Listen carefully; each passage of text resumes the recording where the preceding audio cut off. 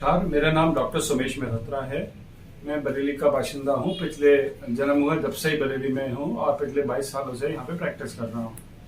आपको याद होगा 2019 में जब कोविड फैला था तो पूरे विश्व के अंदर कोविड को लेकर लोग डरे हुए थे, लॉकडाउन में थे और घरों से बाहर नहीं निकल रहे थे। उस समय के यूरोप की, इटली की, सब जगह की आपने तस्वीरें देखी होंगी। सब जगह लॉकडाउन था और लेकिन वहां पे एक कंट्री है लाटविया, जहाँ के रीगा कैपिटल है। वहां पे एक आर्टिस्ट आइगस बिक्से लॉकडाउन के दौरान, कोविड की विभीषिका के दौरान उन्होंने डॉक्टर्स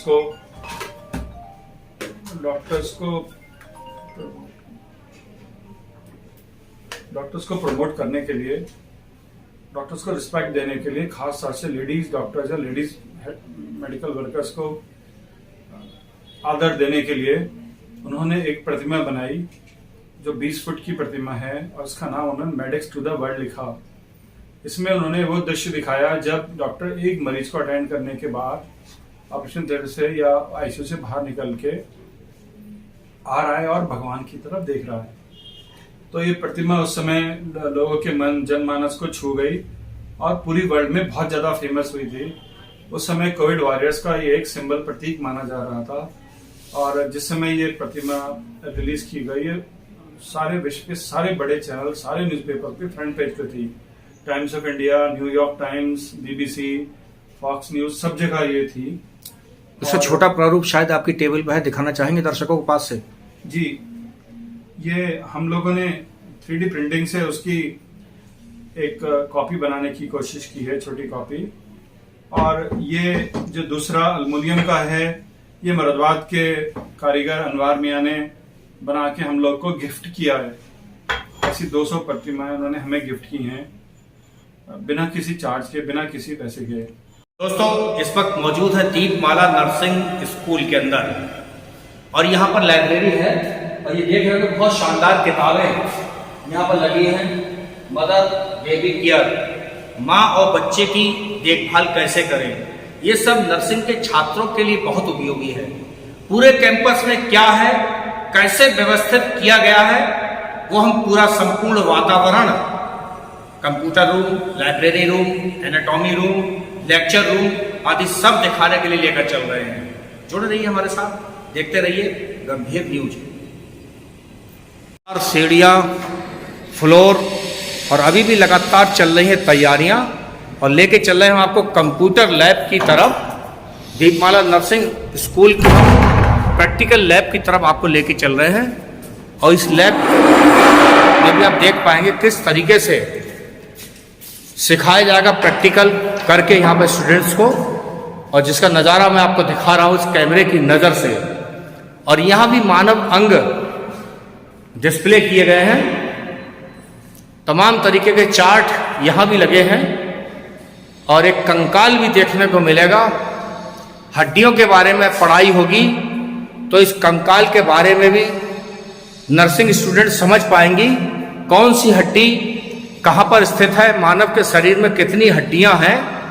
जो मेरे कैमरे की नज़र से आप देख रहे होंगे, तमाम तरीके की हड्डियों की पढ़ाई के लिए ये पूरा कंकाल का अलग अलग पार्ट जो आप देख रहे हैं, ये देख रहे होंगे, चेहरा देख रहे होंगे, स्कल, कौन सी हड्डी फ्रैक्चर हो जाए, क्या करना है, हार्ट का, नेत्र का, ऐसे तमाम डमी यहाँ पर रखे हैं। लगातार अत्याधुनिक चीजें पढ़ाने की, टीचिंग के लिए मंगाई जा रही हैं।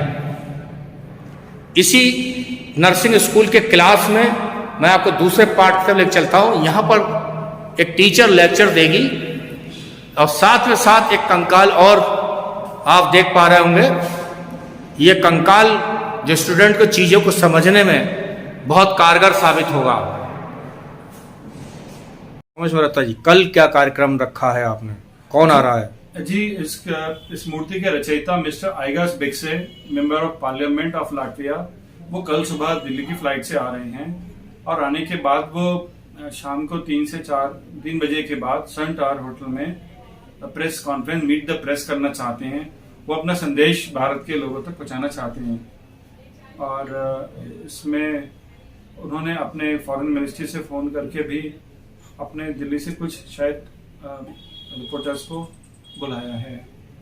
तो उनका मुझे मेरी जो बात समझ में आई कि मिस्टर आइगस बिक्से इस कला का और ख़ास तौर से डॉक्टर्स का जो है वो रिस्पेक्ट करना चाहते हैं। या तो वास्तव में उन्होंने यहाँ के पेपर्स पहले के पढ़ लिए होंगे कि डॉक्टर्स को किस तरह से व्यवहार होता है, इसके लिए पर इस प्रतिमा से समाज में डॉक्टर्स और पैरामेडिकल वर्कर्स का कद ऊंचा होगा।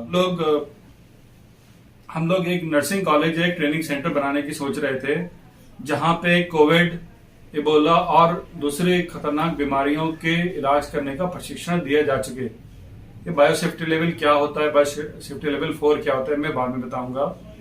पर फिलहाल उस दौरान, कॉलेज बनाने के दौरान, हम लोग की मुलाकात फेसबुक पे इस मूर्ति के रचयिता मिस्टर आइगस बिक्से से हुई और हम लोगों ने कहा कि हम भी गर्ल चाइल्ड में, फीमेल्स में, लड़कियों की मेडिकल शिक्षा कराना चाहते हैं और उसके लिए आपकी जैसी मूर्ति या इस तरह का कोई प्रोजेक्ट करना चाहते हैं। तो उन्होंने सहर्ष ही हमसे कह दिया कि मैं ओरिजिनल ये स्टैचू आपको गिफ्ट कर देता हूँ।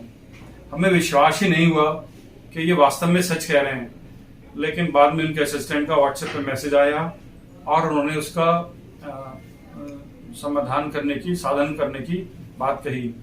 तो हमने उनकी बताई हुई एजेंसी से बात की, यहाँ पे किसी जो है वो जो शिपिंग, उससे बात की। उन्होंने इंपोर्ट एक्सपोर्ट कोड बनाया और उन्होंने वो मशीन, ये मूर्ति डिसअसेंबल करके कंटेनर में पैक करके रशिया, लाटविया से जो है यहाँ पर भेज दी।